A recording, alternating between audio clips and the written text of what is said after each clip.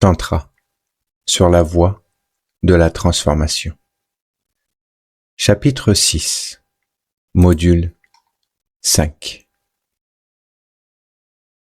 Ce module est orienté un peu plus profondément sur notre rapport au sexe, avec comme thème d'introspection quel rapport et quelle relation j'entretiens tout d'abord avec mon sexe, mais également avec le sexe de l'autre dans mes relations intimes.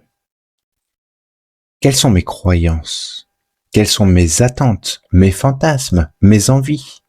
Mais également, quelles sont mes gênes? Quelles sont mes craintes, mes peurs vis-à-vis de la sexualité? Le massage du sexe dans la pratique du massage tantrique est-il au cœur de mes attentes ou, au contraire, est-il l'objet de toutes mes peurs? Intéressant. On descend un peu plus profondément dans les fondements de notre psyché et comportements associés. Durant ce module, je vais également passer la certification me permettant d'obtenir le diplôme de masseur tantrique. Mais avant tout, le stage commence par le traditionnel cercle de parole dans lequel chacun y dépose ce dont il a envie ou besoin. Pour ma part, je partage ce dicton que j'affectionne tout particulièrement. Nous ne sommes que de perpétuels brouillons de nous-mêmes. C'est exactement ça. Aujourd'hui, je me sens précisément comme une grosse boulette de papier que l'on vient d'arracher du cahier pour la chiffonner après un long et fastidieux travail où une seule petite faute d'inattention nous demande de revoir notre copie entière. C'est simple, au début de cette formation, je me vendais comme un masseur énergétique. Puis très vite, je disais clairement que je pratiquais le massage tantrique, me sentant ainsi beaucoup plus en paix et en phase avec moi-même. Mais voilà, à l'heure d'aujourd'hui, masseur tantrique ne résonne plus en moi. Ce n'est pas cela que je veux faire. Je sens qu'il y a quelque chose de plus grand, et cela m'anime. Le terme thérapeute psycho-émotionnel, le diplôme supérieur de cette formation, me fait à présent vibrer. Oui, c'est cela que je veux faire. C'est simple, moi je veux pas uniquement faire des massages. Je veux proposer un travail d'accompagnement thérapeutique beaucoup plus profond. Alors oui, le thérapeute me fait vibrer. Mais je suis un peu perdu, car au fond, c'est qui et quoi un thérapeute? Quel accompagnement propose-t-on concrètement et comment organisons-nous les séances? Du calme. C'est exactement ce que les prochains modules vont m'apprendre et me former à devenir, à faire, ou plutôt à être.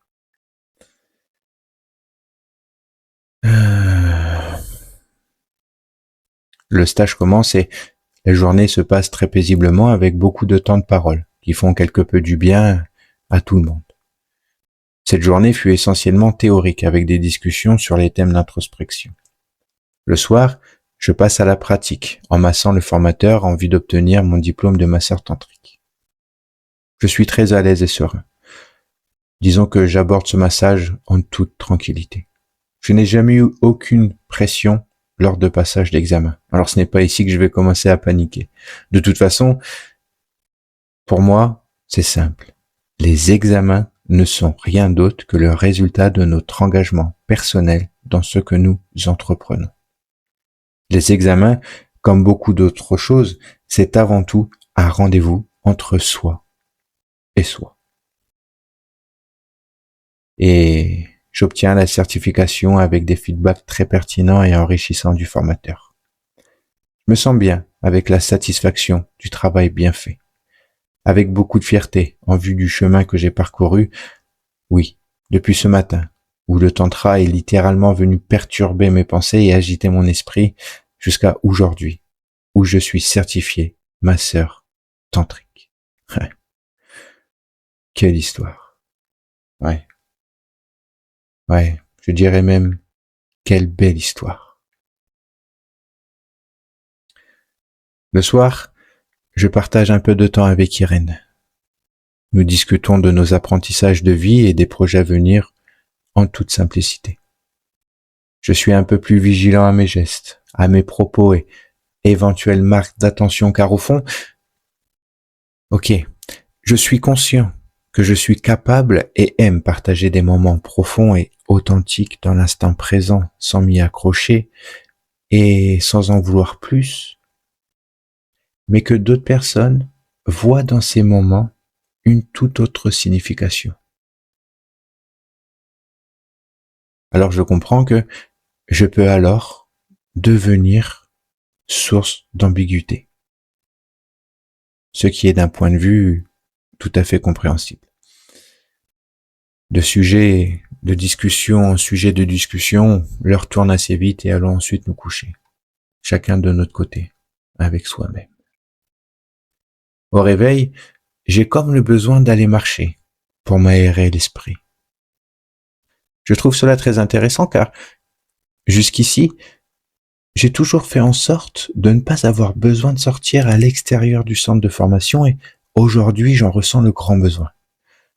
Comme l'envie d'aller respirer l'air frais, de sentir le froid matinal me revigorer, voir la ville se réveiller doucement et se mettre en action, voir les gens partir au travail, dans leur vie, dans leur routine, et moi, qui suis là, me préparant à passer cette journée en m'interrogeant sur la profonde relation que j'entretiens avec mon sexe. Je crois bien que si c'était un autre qui me raconterait cela, je lui dirais qu'il est complètement barré. Ouais. Cela me fait profondément sourire.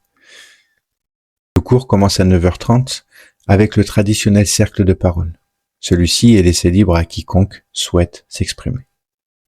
Luc, un stagiaire d'une bonne quarantaine d'années, prend la parole en mode communication non violente, comme il le souligne. Il partage le fait qu'il y a 2 personnes, ici, qui ont tendance à beaucoup trop s'exprimer, à prendre et monopoliser la parole sans laisser le temps aux autres d'interagir. Il souligne également qu'en tant que coach ou thérapeute, il y a un outil important qui est l'écoute et qu'il est nécessaire de le travailler. Le formateur lui demande s'il peut dire de qui il s'agit. Et là, je suis très surpris, car je fais partie de l'un d'eux. Le formateur m'invite à faire un commentaire sur ce qui m'a été dit. Alors, le plus simplement du monde, écoutez, je peux l'entendre et mon cœur est toujours ouvert. Je dois avouer malgré tout que, oui, j'ai du mal à saisir. Je n'ai pas le sentiment de monopoliser la parole et d'empêcher quiconque ici de s'exprimer pleinement et librement. Alors, je n'ai pas envie de m'excuser. Je dirais simplement, ainsi va la vie.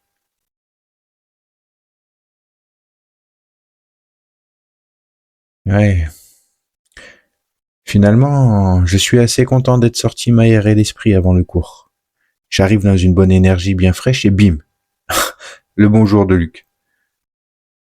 J'avoue être étonné de cette remarque et que celle-ci soulève tout de même quelque chose en moi. Mais je n'ai pas le temps de l'analyser, car nous passons à l'exercice, mais oui, je sens qu'il y a matière à penser. Il est certain que je reviendrai dessus plus tard. Alors nous commençons donc cette journée par le rapport à la relation que nous entretenons avec notre sexe. Chacun, de son côté, individuellement. Nous suivons les consignes. Dans un premier temps, il est sujet du rapport et représentation mentale que nous entretenons avec notre sexe. Allongés sur le sol, les yeux fermés, nous prenons le temps de penser et réfléchir à son sujet. Suis-je en paix et en phase avec mon sexe? Ai-je déjà pris le temps de faire sa connaissance? savoir comment il fonctionne, comment il réagit, comment s'exprime-t-il, comment me suis-je construit à travers mon sexe et ma sexualité. Est-ce que je fais usage de mon sexe de façon ordonnée et consciente ou de façon compulsive? Dans un second temps, nous arborons le côté physique de notre sexe en prenant le temps de le découvrir, de le toucher, de le ressentir consciemment. Profonde connexion et découverte de soi. Personnellement, je suis très à l'aise avec cet exercice, car c'est quelque chose que j'ai déjà pratiqué personnellement. Je sais que la relation qu'un individu porte sur son sexe, sur la sexualité en général, est très importante pour son développement personnel. Cela est donc un aspect que j'ai déjà conscientisé et travaillé. Au cours de mon développement personnel, je n'ai pas omis de travailler ma sexualité. Mais toutefois, cet exercice me fait prendre conscience que, ok, j'ai déjà pris le temps d'observer mon sexe, de le toucher attentivement pour mieux le connaître, pour mieux le comprendre, pour en maîtriser l'usage. Certes. Mais il est vrai que depuis que j'ai fait cela et quelque peu acquis une certaine connaissance, je n'ai plus pris le temps de le faire. Et je me dis qu'il serait bon de m'apporter plus d'attention et de tendresse. Ne plus le faire juste pour comprendre et apprendre, mais bien le faire pour me porter de l'amour. Maintenant que nous avons travaillé sur la relation que chacun porte sur son sexe, nous passons à l'étape suivante. Quel regard je porte sur le sexe de l'autre? L'exercice consiste, dans un premier temps, avec une personne de sexe identique, puis dans un second avec une personne de sexe opposé, d'entrer dans une forme de méditation à distance sur le sexe de l'autre. Le même que soi ou l'autre sexe, chacun son tour, dans le silence. Pour ce faire, je ne vois d'autre choix que de le réaliser avec Luc. Encore une magnifique opportunité de rentrer en collision avec mes propres obstacles. Pourquoi? Eh bien, je dirais, comme pour me prouver que je n'ai pas d'animosité directe envers lui au vu de son partage matinal et que je reste ouvert. Et je crois qu'il fut surpris que je lui demande s'il souhaitait effectuer cet exercice avec moi. Cependant, il accepta. Pendant le feedback, je le sens tout de même un peu anxieux. Il revient sur ce qu'il a exprimé ce matin au cercle de parole et ajoute que je suis un homme déstabilisant, quelque peu intrigant, qui d'une certaine manière peut faire peur aux hommes. Il m'avoue même que s'il me croisait dans la rue sans me connaître, il est fort probable qu'il change de trottoir. Étant dans la posture d'écoute, je ne réponds donc pas à son commentaire et je ne lui ferai aucun retour. Chacun juge et interprète la vie selon ses propres perceptions. Pour ma part, je ne cultive en aucun cas ce désir ou l'envie de déstabiliser et ou faire peur aux hommes au point qu'ils aient envie de changer de trottoir en me voyant dans la rue. Par contre, si ce que je suis provoque en eux ce sentiment, alors j'ai tout simplement envie de dire, ainsi va la vie. Cela ne m'appartient pas. Ce n'est pas entre moi et eux, mais bel et bien entre eux et eux. Tout simplement.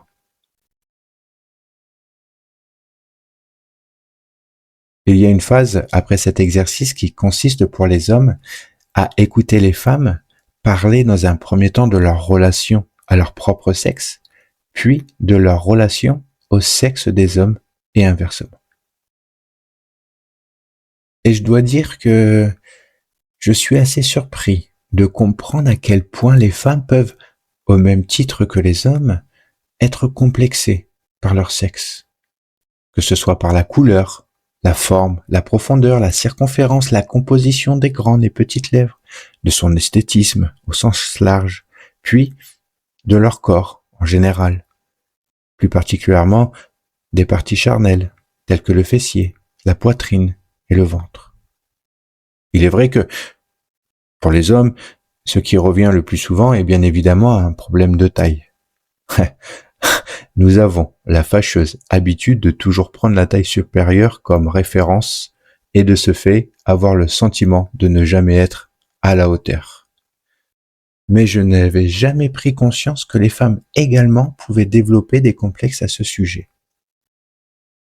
D'ailleurs, il fut un temps où je pensais justement qu'il était plus facile d'être une femme car elles avaient moins de questions à se poser sur leur sexe.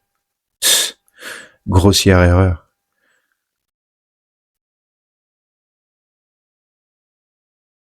Le point commun de la naissance des complexes entre les femmes et les hommes sur la relation à leur sexe et leur corps en général est en partie dû au schéma et quelque peu à une pression sociétale et les clichés qui en découlent. C'est vrai, une femme doit toujours être bien coiffée, bien apprêtée, sentir bon, être souriante, être un minimum classe et distinguée en toutes circonstances. Répondre à l'image de cette femme parfaite, de cette maman parfaite, de cette concubine parfaite, cette ménagère parfaite, de cette employée parfaite, comme ces femmes modèles aux critères physiques parfaits représentés sur toutes les publicités, vidéos et magazines. Et pour les hommes, c'est la même chose. L'homme doit être dur, grand, fort, musclé.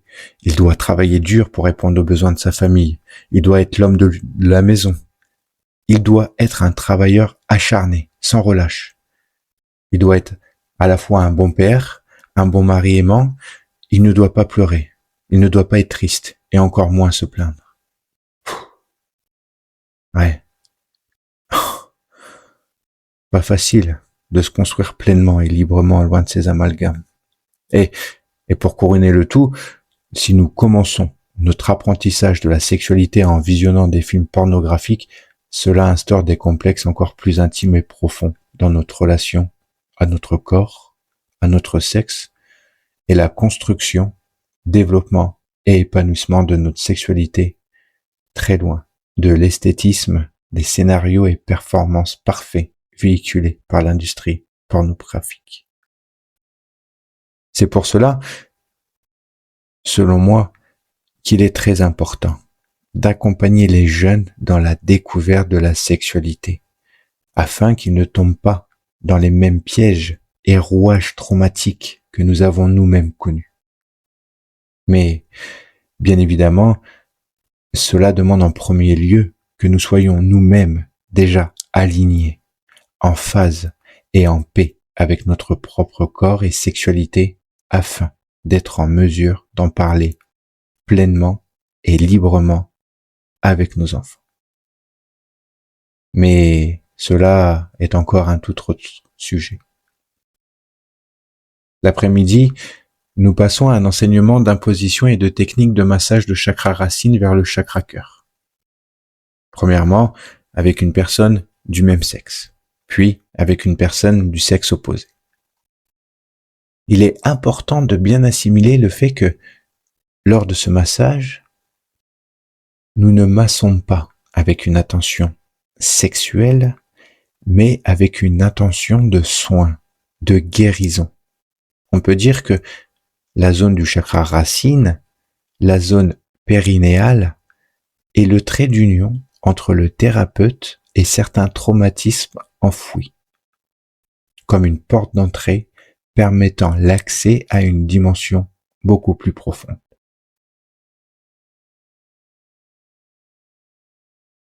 C'est en cela que consiste l'importance du travail de déconstruction sur la sexualité à travers la notion d'énergie sexuelle.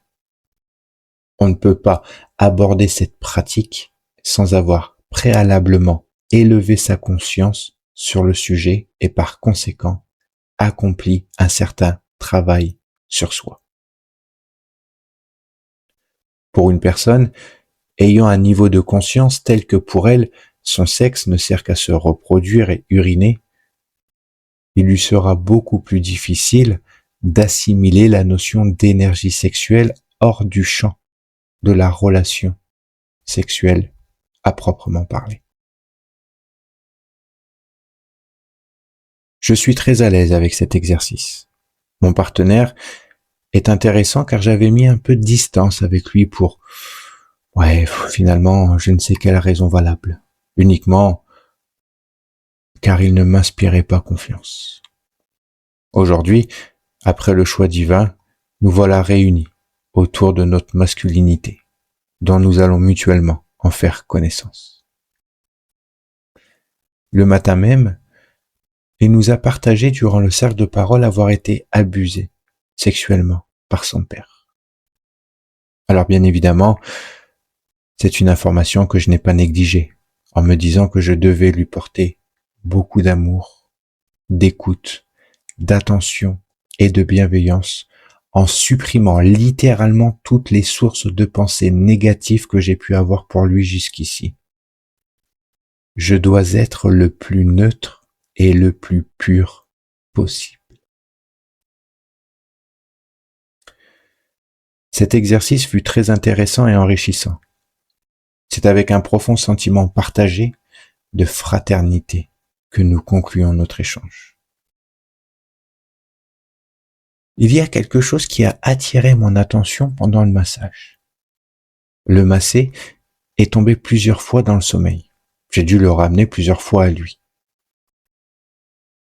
Durant le débrief de cet exercice, le formateur et l'intervenant spécialisé dans les questions de trauma nous expliquent que les personnes ayant été victimes de violences et d'abus sexuels, lors de ce soin, leur subconscient peut les faire se dissocier, comme si ils plongeaient dans un figement, comme une sorte d'évitement de la situation.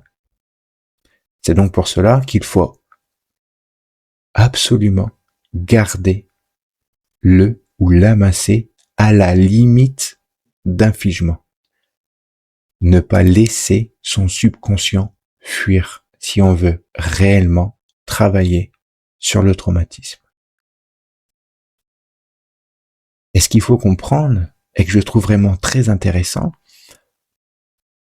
c'est qu'une personne peut venir consciemment consulter pour un accompagnement sur la guérison de ses traumatismes sexuels et à la fois être inconsciemment plongé dans un évitement qui peut même être un endormissement pour éviter de vivre ou revivre une situation inconfortable liée à ces traumatismes.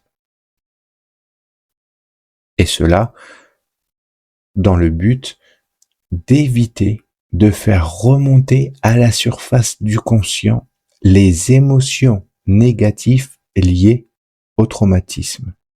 Et donc, en quelque sorte, auto-saboter le processus de guérison.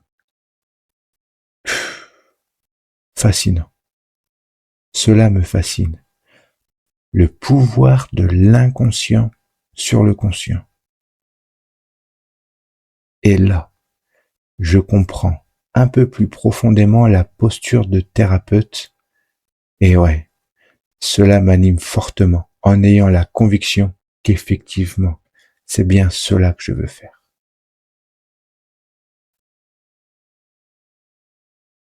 Le soir, il y a une soirée rituelle de prévue, dont nous n'avons aucune information. Cela est une surprise totale.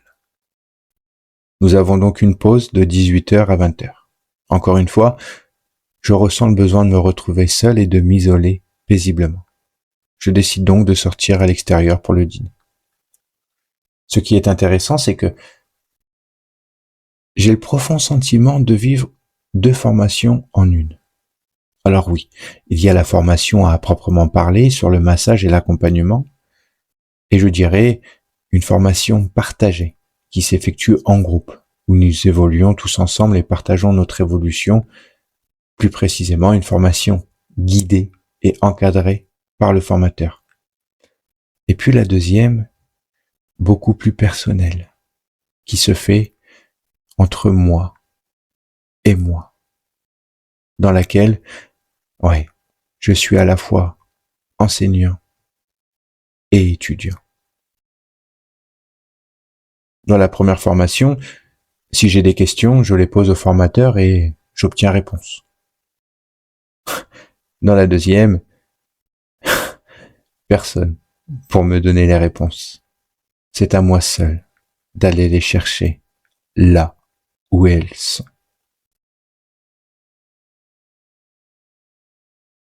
Et bien que je n'ai aucune animosité envers Luc, son intervention matinale a tout de même suscité des choses en moi qu'il faut que j'éclaircisse. Et durant ce repas avec moi-même, je commence à percevoir des bouts de piste, me leur tourne et pour le moment, je n'ai rien de vraiment concret. Je rentre me préparer pour la soirée rituelle qui sera un exercice appelé les roues de l'amour. Ce rituel consiste notamment à recevoir et à offrir des milliers de je t'aime. Expérience puissante et très enrichissante. Après cette journée riche et intense, je vais me coucher en me masturbant le cerveau sur l'intervention de Luc. Plus de fuite. À présent, il est temps que je comprenne ce qui bouscule en moi et pour cela, j'ai toute la nuit. Il y a quelque temps, j'avais établi un accord avec moi-même. Je n'aime pas que l'on me fasse de remarques, alors je fais en sorte que l'on n'ait pas besoin de m'en faire. Pas mal. Mais qu'en est-il à présent, quand j'en reçois une? Intéressant. Ouais, intéressant, surtout que, oui, avec du recul, il y a bien longtemps que je n'avais pas eu de remarques. Il doit être venu le temps de trouver un nouvel accord. La vie qui revient prendre la mesure. Alors qu'est-ce qui se passe? Pourquoi le partage de Luc m'a tout de même quelque peu touché? Je ne sais pas. Ah, je dirais, je dirais simplement que je suis assez prévenant dans mes interactions avec les autres. Je suis attentif à eux et je leur porte toute ma considération et bienveillance.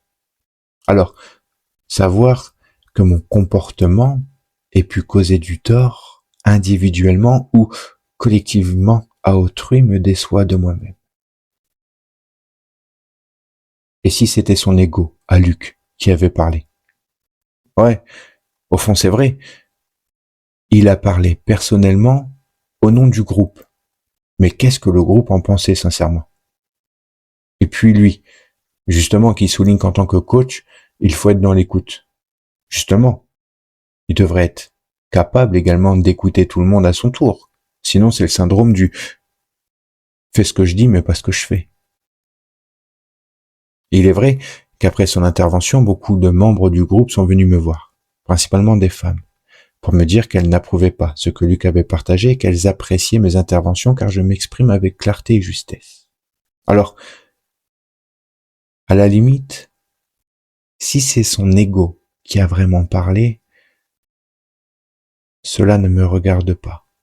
Et encore une fois plus, cela sera simplement entre lui et lui. Dans ce cas, je lui souhaite également d'être en train de se poser quelques questions à lui-même. Mais, quoi qu'il en soit, cela a été déposé. Donc d'une manière ou d'une autre, cette intervention a forcément sa raison d'être. Il ne faut pas que j'essaye de faire des raccourcis un petit peu trop vite. Alors honnêtement, pourquoi cela m'a touché? Oui, je sais pas.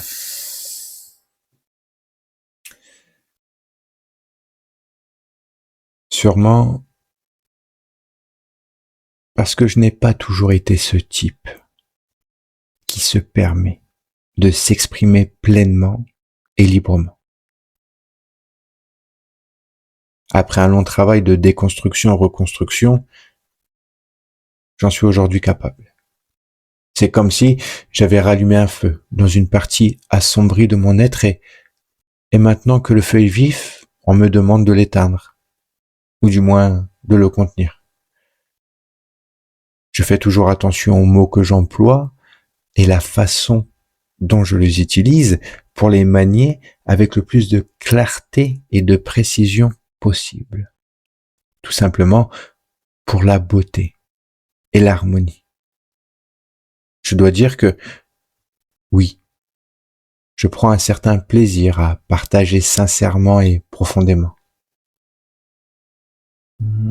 Intéressant. Et pourquoi est-ce que je prends du plaisir à partager? Ça, j'en sais rien. C'est comme ça. C'est comme ça, mais si je savais, concrètement,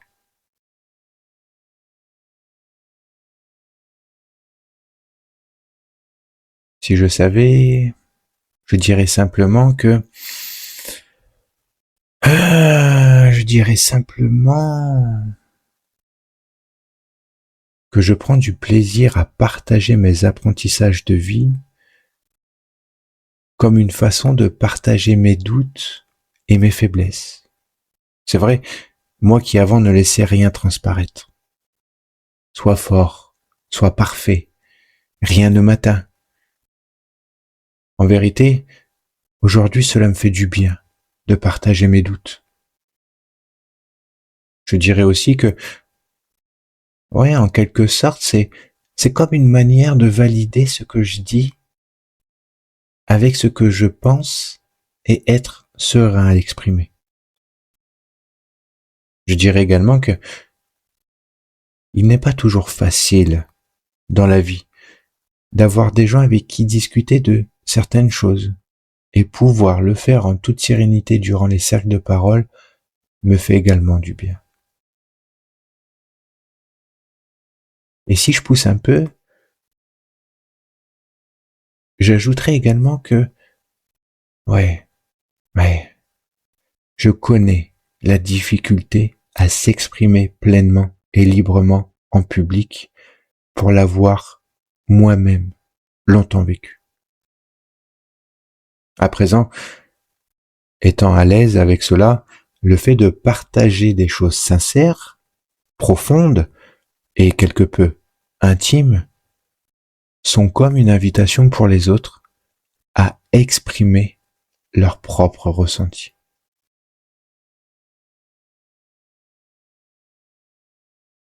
Mais pourquoi cela me fait du bien? Ouais, c'est vrai. C'est vrai au fond pourquoi. Car, oui, quoi qu'il en soit, finalement c'est toujours entre moi et moi. Alors à quoi bon? À quoi bon raconter mes histoires? Il est peut-être venu le temps de prendre un peu de recul sur moi et d'être plus attentif à ce qui se passe autour, d'apporter plus de conscience et de présence.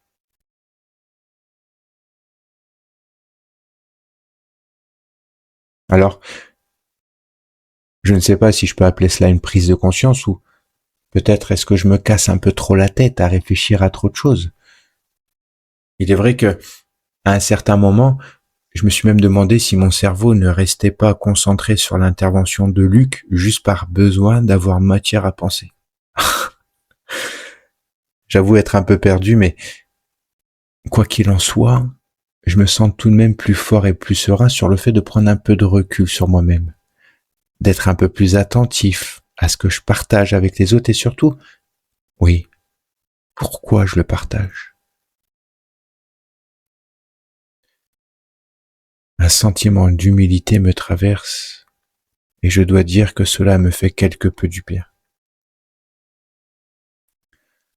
Avant de plonger dans le sommeil, je prends le temps de faire un bilan de la journée en me rendant compte que les exercices les plus difficiles pour les autres ont été très faciles pour moi, mais qu'à l'inverse, j'ai bloqué sur deux choses très simples.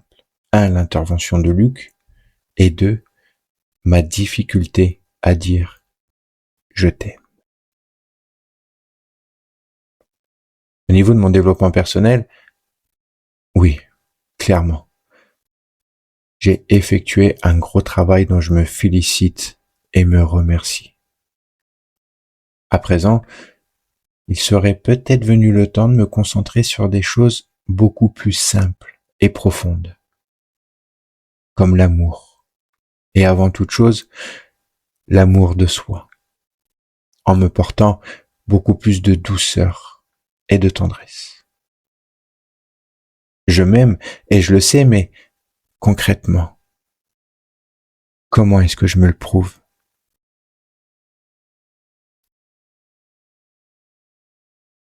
Au dernier jour du module 5, nous commençons par le cercle de parole. Je n'hésite pas à lever la main pour prendre la parole qui m'est donnée. Et je partage mes réflexions de la veille et le sentiment d'humilité ressenti. Et comme pour clore ce chapitre avec moi-même, je remercie sincèrement Luc pour ce qu'il a permis en moi et les prises de conscience qui ont découlé de son intervention. Luc, je tiens sincèrement à te remercier pour ce que tu as permis en moi. Ao.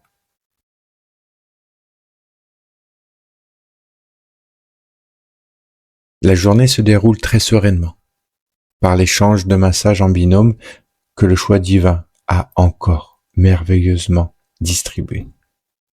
Je suis avec Fabienne, qui a partagé durant le cercle de parole son sentiment de vulnérabilité et son besoin de ne pas être trop approché ni sollicité en ce jour. Besoin que je comprends parfaitement, pour en avoir déjà fait l'expérience. Nous avons tous les deux apprécié nos échanges et nos théories sur la vulnérabilité. Cela nous a fait du bien et nous a permis quelque peu de nous remettre à jour avec nous-mêmes. Il est vrai que notre vulnérabilité d'aujourd'hui n'est pas notre vulnérabilité de demain. Elle n'est pas définitive. C'est juste notre moi du moment présent. Apprécier sa vulnérabilité, c'est prendre le temps d'accepter et d'intégrer ce qu'elle réveille et transforme en nous. Dans ce moment de vulnérabilité, il est important de se porter encore plus d'attention, d'amour et de tendresse. Être en paix avec sa vulnérabilité, c'est tout simplement être en paix avec soi et son processus d'auto-évolution. Pour clore ce stage, la parole est donnée à chacun d'entre nous. Nous devons partager quelque chose. Pour ma part, je dirais simplement bonne continuation à tous. Le formateur me demande de partager quelque chose de plus personnel. Je prends le temps, mais non, rien ne vient. Et je le partage. Écoutez, il me semble avoir tout dit ce matin. Et je ne trouve rien d'autre à partager. Mais attention, cela ne vient pas de l'ego qui dit que je ne parle pas car on m'a dit que je parlais trop. Au contraire, Je me sens beaucoup plus haut que cela, et peut-être même beaucoup trop. Avant de partir, j'ai une petite discussion avec le formateur, qui, je dois dire, me fait quelque peu du bien. Il me partage aussi, selon lui, le thème des stages tantra que je devrais effectuer. Ouverture du cœur ou fusion des fusions. Je prends note et honorerai ce conseil.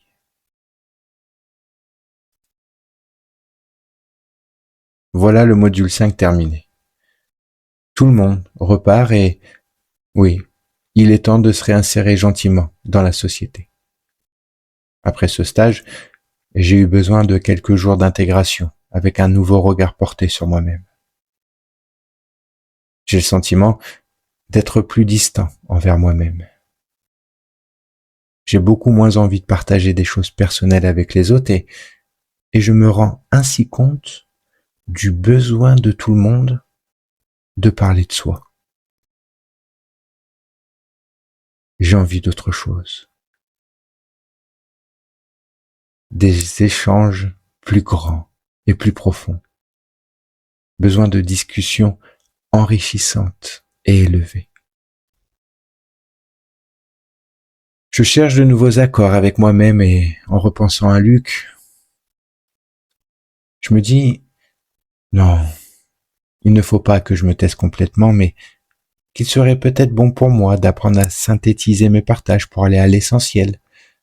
Cela serait intéressant pour moi d'un point de vue personnel comme professionnel. Et je me dis également qu'il faut tout de même être attentif à ce que l'on partage avec les autres. Car une simple intervention m'a donné matière à réfléchir pendant plusieurs jours et provoqué quelques changements en moi. Alors oui, bénéfique, mais vigilance. Car en fonction de ce que l'on partage, et surtout avec quelle intention nous le faisons, nous pouvons très vite créer consciemment ou inconsciemment un blocage, voire même un traumatisme à la personne concernée. À la fin de ce module, avec un peu de recul, je ne sais pas encore si je me regarde de beaucoup plus haut ou de beaucoup plus loin, ou bien au contraire, de beaucoup plus près.